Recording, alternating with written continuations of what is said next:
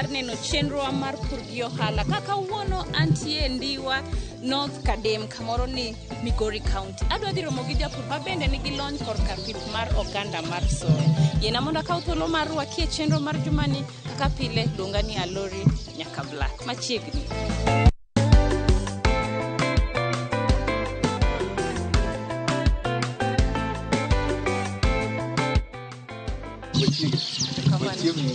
Erokamano idhi nade? Adhi maber. An bange maruto rita. Erokamano aruto rita. Machiegni. Yes. Koro kawuono nikech wawuoyo oganda mar soya. Akia ni wadhi e puodho man kon mane? Wadhi e puodho man koni.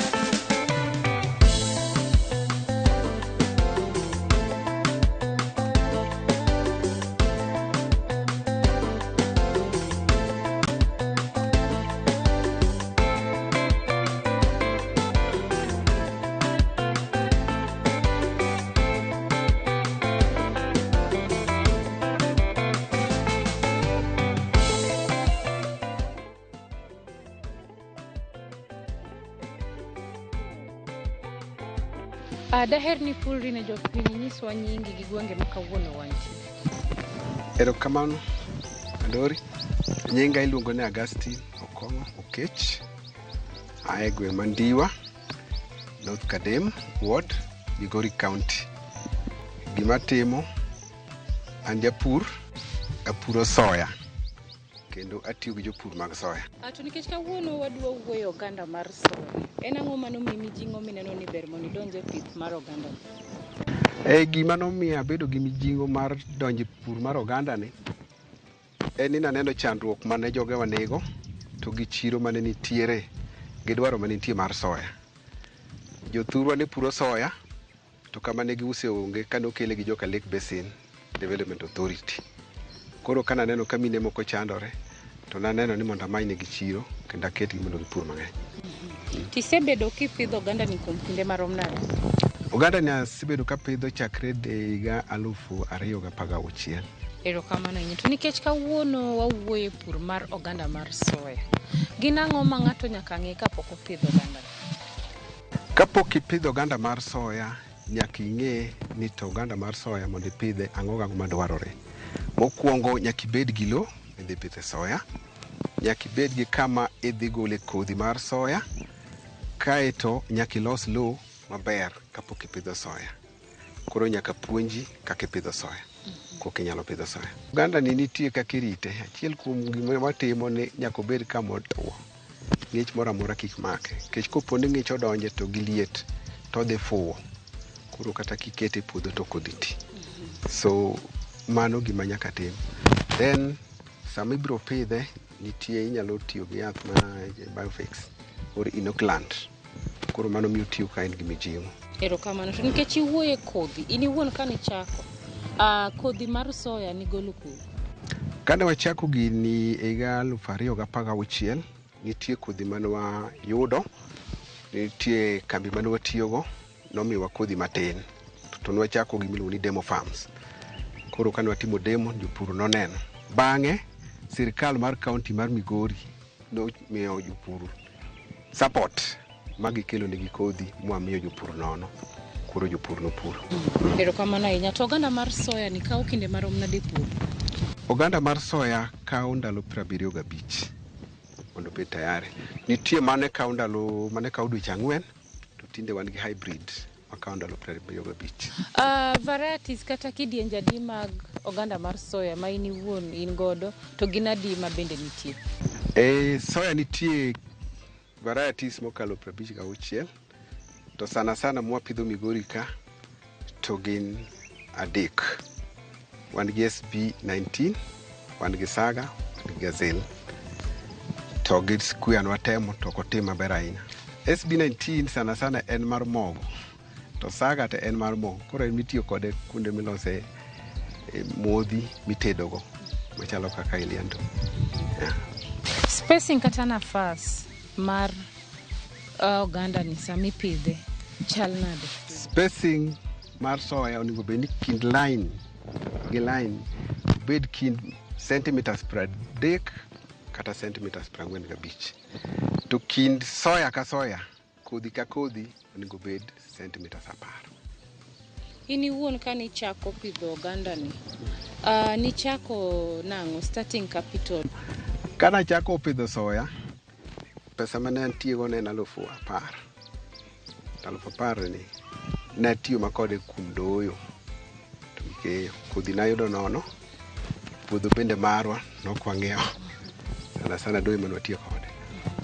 E doyo kae, udoyo didi? Soya idoyo dichiel. Nikech kisedoye dichiel kaka ma neno sedoni, bang' juma achiel ibido koitno modino lo. Koro onge buya machielo machako ti. Koro kanyo bedo maler. Ere kaka ng'ato nyalo fwenyo kodhi maber? Kodhi maber ibiro ng'eyo kaluwore gi lowo manitiere to gi kuonde mosetime tem mwaluongo ni demo farms kata trials. Koro biro nyisi ni kodhi ma kama timo maber. Oganda mar soya awacho ni otimo maber e chiegni lope te. Lowo marateng' miluongo ni lop pamba bende otime maber kabisa. Lopo makwar miluongo ni lwala bo time maber. Kata kuoyo ok otime marach ahinya, to lope ariyo go to otime maber saidi. To odwaro pi marom nade? Oganda mar soya wan wawacho ni odwaro koth marom nade, nikech ka ok watiye gi pi miolo. Koseyudo koth dweche ariyo bang' kosepidhe to kotho. Koro en waluonge ni en crop ma nyalo dak e kinde oro kata kinde koth. Koro en oganda ma otegno.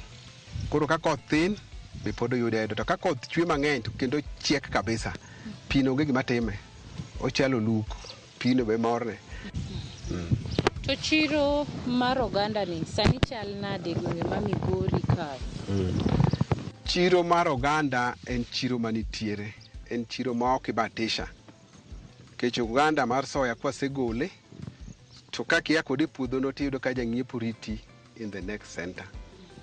Koro kaka ka wan gi center mandiwa, nitie jong'iepo mabet kanyo kendo gigaga attach kanyo. Ng'ato ka ng'ato ni mana gi stone, idhi titero tipimoni tichuli. Akia kae bende nitie pogruok ir janyiepo mang'iepo iri puodho kae gi ma in iwuon nitero e chiro?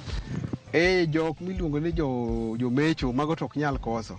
Koro ging'iyo ng'at modich ahinya gi pesa to nyalo ng'iewo. Koro ginyalo kawo gi goro to chako dhi ouso e chiro kumipime gi kilo. Koro mago to bende nitiere, to watemo mondo mi watiekgi nikech tinde wasekelo chiro machiegni gi jopur. Wach ni gisani akia ni bei a kg goes for how much? En pesa disani? Kaka nyocha wause last season mar Sotren, nyocha dhi kind siling 75 nyaka siling 80. Wacho ni kor lwasi kata climate ok en gima tago oganda mar soya? Ok chande, nikech soya koseti kaka neno magi, samoro kodhi ariyo kende koseti kosegoye bang' doyo to chieka chieka. Gima soya timo nikech itegi koro pong'o lo, otimo gima ni mulching. Koro kata mana mondo mi lo tuo, koro lo bedo kama ng'ich, o retain moisture. To in iwuon itiyo gi fertilizer, to ka itiyo gi fertilizer igolo? Fertilizer ok otigo bedo machwe. Koro wan watiyo kode ni en momiyo lo bedo machwe. Koro sana sana fertilizer ji ok tigo kama ng'eny. Ere kaka in kaka japur inyalo fwenyo ni kinde mag kayo oganda mar soya ni oseromo? Soya mondo ing'e ni soya oromo, mokwongo ibiro yudo ka itene gi olwar te. To pote miluongo ni pod cha olokore marabuor maber. Koro mano iyudo kotimo ang'o? Kae to kituro kete cha to turo ne tap. Nyakwara Mogi Ajwang', wadwa dhi e rusa moko mag dakika moko machuok, aeto bang'e waduogo. Kik idhi mapok.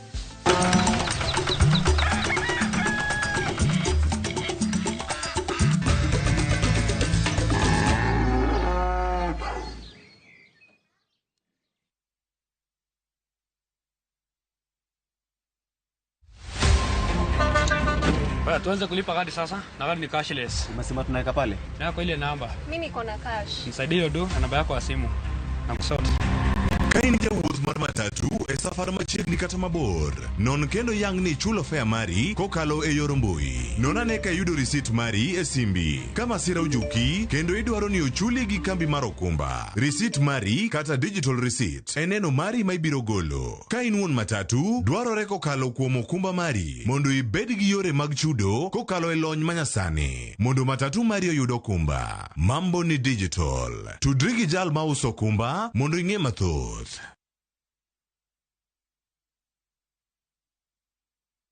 Experience the beauty of Kenya through exciting bush safaris by grabbing the 30% discount exclusive to View Travel clients. At Samburu Sopa, you'll wake up to the panoramic views of the vast Samburu shrub land and hills, have breakfast in the bush as you enjoy thrilling game drives. All this for only 20,000 Kenya shillings for a 3-day safari. Explore Amboseli at the luxurious Amboseli Sopa Lodge as you wake up to stunning views of Mount Kilimanjaro. Experience wildlife through game drives as you immerse yourself through their culture and heritage. All this for only 21,500 Kenya shillings for a 3-day safari. Are you ready to relax in the wild? Then enjoy these discounted rates from View Travel on our guaranteed weekend departures to Kenya's exotic bush destinations. Call 0703-254-254 or visit viewtravel.com and book now. View Travel. Dream, explore, discover.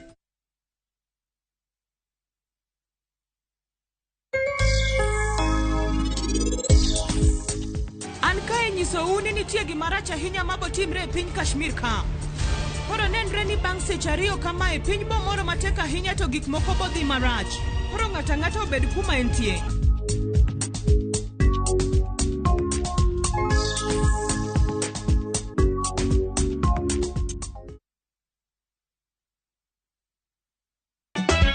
Ikrine nyiero ma okru.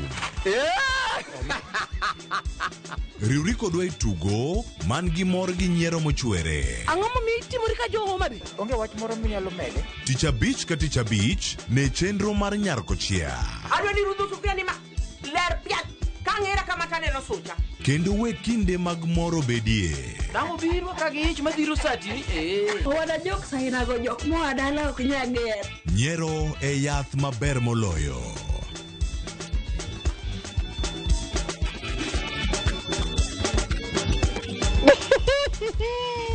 Nyarkochia. Tich abich ka tich abich, saa 1:45 otieno. Kik bai.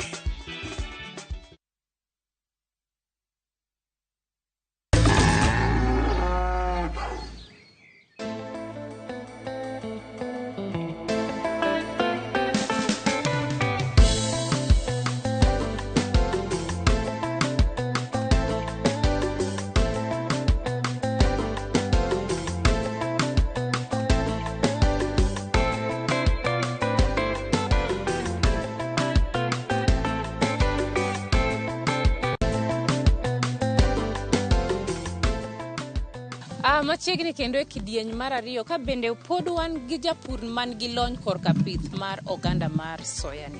Odwa nyisowa kit tuoche ma bende yudore e oganda ni, ka bende achiel kuom gino mabe ating'o kae en niya, mae e tuo ma bende thago oganda mar soya. Jaduong' Augustine, mae ni wacho ni tuo miluongo nade? Ma en kudni kata miluongo ni nyang'inja. Koro nyang'inja ni kodonje soya to kawo ite to bano, oloso gima chalo mbui. Koro ngeche ni it soya ni ok nyal loso ne soya chiemo. Kineno kuonde gido koseloko gi marachar. Koro green coloring matacha koro onge. Thoth tuoche waneno gi wang'wa. Mokwongo ibiro neno ka ite obanore, ineno ka kama chielo cha ite obanore no. Mano ngeche nitie kudni mantie iye kanyo. Ma koro miyo ite no ok yare mondo miyo los chiemo. Kech ite kanya kama olose chiemo, mano ing'eyo ni nitie kudni mondo mi gone yath. Then ibiro neno ka itgi opore. Mano nyiso nang'o? En gi tuo. Kaeto ibiro yudo ka oganda ite ok kabich. Ite bedo ka gima ratong'. Mano ngeche ni onge gi ngima maber. Koro mano dwa ni mondo tim ang'o? Mondo thiedhe. Moko bibiro yudo ka ok gidongi githirno. Yudo ka jowetegi oyombogi to gitimo githirno. Nikech onego bed ni oganda maber to gidongo machalre the same rate. Koro mano ibiro ng'e nang'o en gi shida. Sana sana tuochegi gina mag kutego ema samoro chendo. To ok gibed ga mang'eny ahinya kaka oganda mamoko gi. Sama tuochegi obiro, wantie gi jok mochung' agriculture. Waluongo gi to gibiro gikonyo gi paro kato ging'adonwa rieko yath monego bed ni watimo watiyogo. So watiyo machiegni gi jok agriculture extension services. Akia ka bende oganda mar soya ni nigi value additions to ka dipo ni nitie donge inyalo puonjo jopiny kata inyalo nyiso jopiny achiel kuom gigo ma bende yudore ka value addition. Oganda mar soya nitie gik milosogo mang'eny. Achiel kuom gik milosogo gi oganda mar soya en majan. Majan ma ineno ka jero madho cha. Jo SD ong'e. Oganda mar soya ilosogo flour, mogo minyalo losgo chapat, inyalo gogo mandas. Ilosogo chak kaka masiwa mala. Oganda mar soya ilosogo sosi ma nyithindo ohero. Sosi ilosogo mo mitedogo ma kitedogo to en mo maber manigi ndhadhu. Oganda mar soya ilosogo chiemb chiaye kata chiemb gwen. Achiel kuom gik manie ingredients mage kaka fugo en soya. Kata chiemb rech iloso gi soya. So soya nigi gik mang'eny. Then dala ka be wanyalo tedo kode magira. Ka watichielo tirewo gi masin tiloso gi chak mawach. Then jomoko ma nigi tuo moko chuny malikore cha. Kichamo soya iyudo ka chunyi ok nyal likore. Kendo iyudo ka chunyi otimo chunyi odhil. So soya kopogore gi ma loso kode pesa en chiemo. Gin challenges mage kata midhiero mage ma in iwuon kaka japur isene? Sama ne wachako ne wan gi chandruok achiel matin korka pidhe ne nitie chandruok. To chandruok maduong' en ni mondo ne wakaw farmers mang'eny mondo yiene soya ber mondo gidonj e pur mar soya. So mano kawowa muda.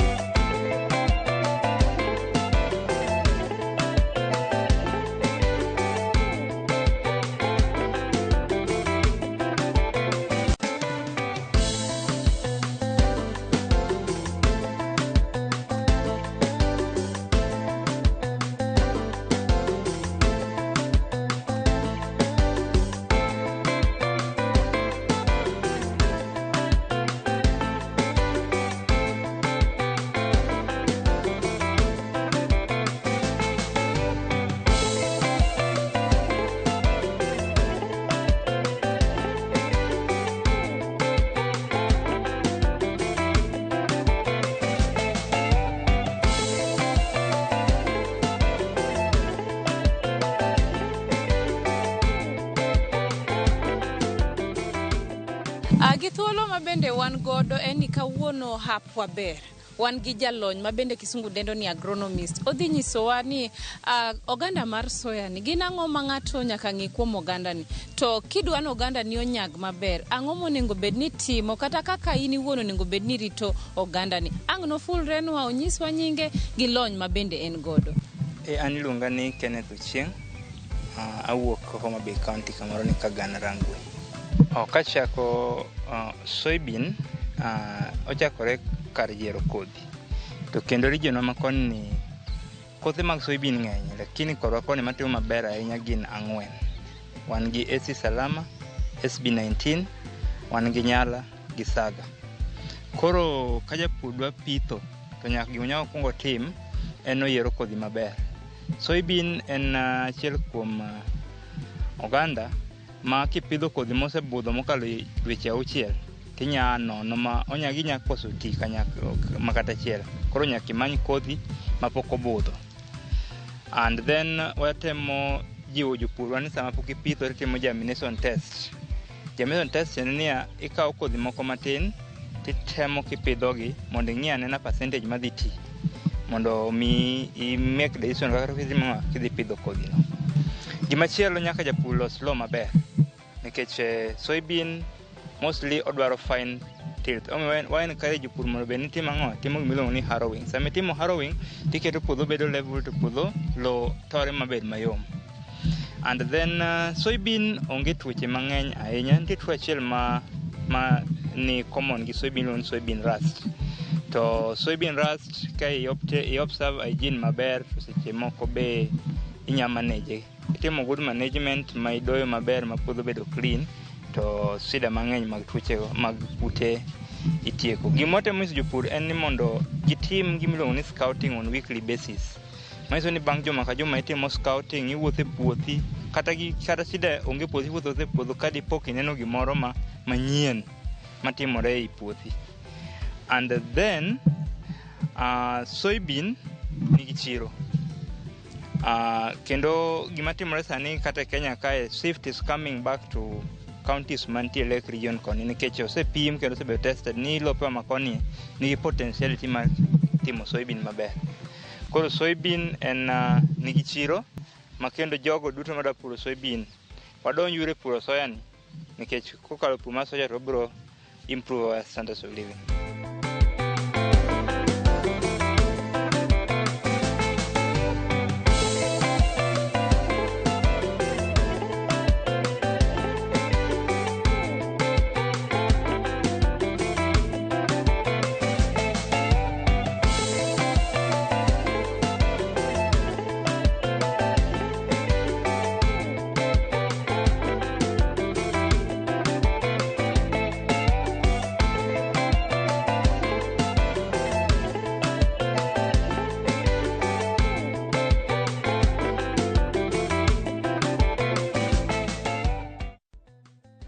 Ageno ni chenro makawuono dhi konyi in kaka japur ma bende nigi gombo korka pith mar oganda mar soya. Gima dwa ni ng'e i oganda mar soya en ni soya achiel kuom gigo ma bende okonyo dend dhano en niya, soya nigi protein, en gi vitamins ma bende thoth ji okonyo e dend dhano. Mar ariyo, soya nigi gino mabende ne mon manie were iwacho ni ti gi soya nikech en gi vitamin gi folic acid mabende konyo korka miyo nyathi bedo motegno. Mar adek, adwa ni ng'e ni soya beans ne jogo man gi tuoche madhi gi kansa, kitiyo gi soya oduoko chien risk mar yudo tuo mar kansa ni.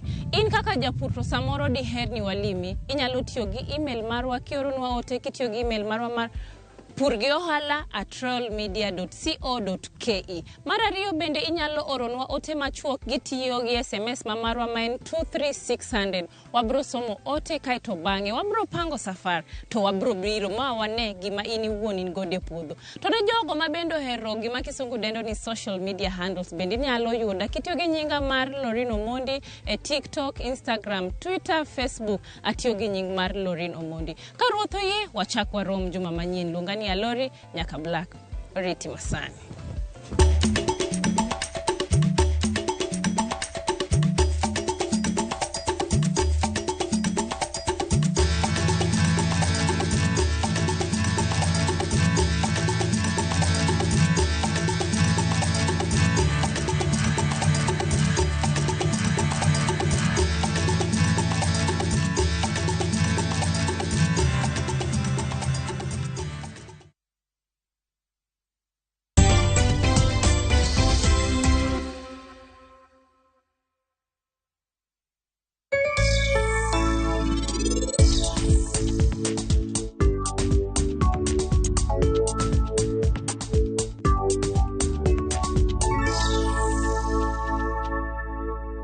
a true partner. They step in when you need them the most. Because a true partner is a partner kwa ground. KCB Bank.